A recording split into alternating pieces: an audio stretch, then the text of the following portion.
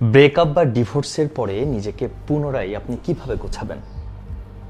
Breakup বা ডিভোর্সের পরে জীবনটা হঠাৎ ভেঙে পড়েছে মনে হওয়াটাই স্বাভাবিক, কিন্তু সত্যটা হলো এটাই আপনার নতুন শুরু।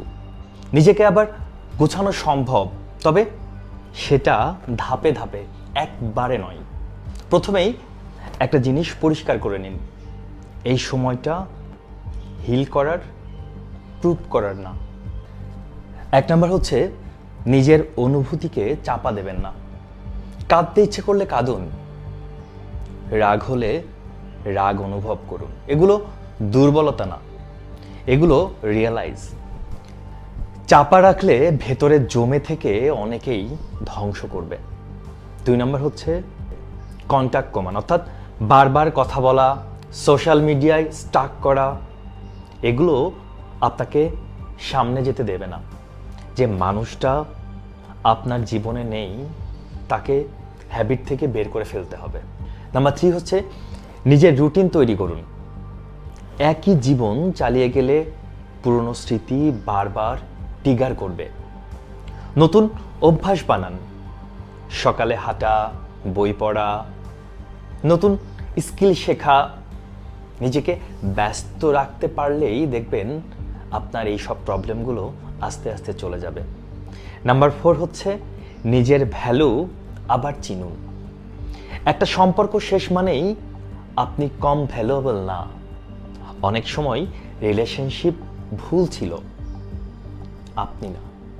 নাম্বার 5 হচ্ছে বডি অ্যান্ড মাইন্ড কেয়ার, অর্থাৎ ঘুম, খাবার, পরিচর্যা, এই বেসিক জিনিসগুলো অবহেলা করলে মেন্টাল রিকভারি হবে না। মনে রাখবেন, ব্রোকেন মাইন্ড ঠিক করতে হেলদি বডি খুব ইম্পর্ট্যান্ট। নাম্বার 6 হচ্ছে সাপোর্ট সিস্টেম রাখুন, অর্থাৎ পরিবার, বন্ধু, এদের সাথে কথা বলুন। সব কিছু একা সহ্য করা স্ট্রং হওয়া না, বরং নিজের উপর অত্যাচার করা।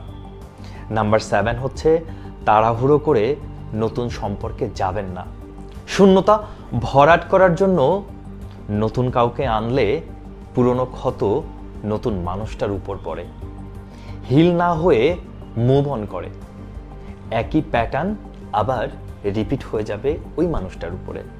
এবং নাম্বার 8 হচ্ছে নিজের জন্য নতুন গোল সেট করুন, অর্থাৎ রিলেশনশিপের বাইরে আপনার লাইফ কি, ক্যারিয়ার, প্যাশন, ফ্রিডম, এই জায়গাগুলোতে আপনি ফোকাস দিন।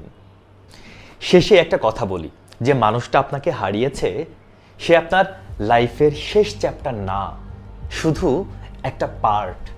আপনি আবার দাঁড়াবেন, তবে আগের মতো না, আরও স্ট্রং, আরও ক্লিয়ার মাইন্ডসেট নিয়ে।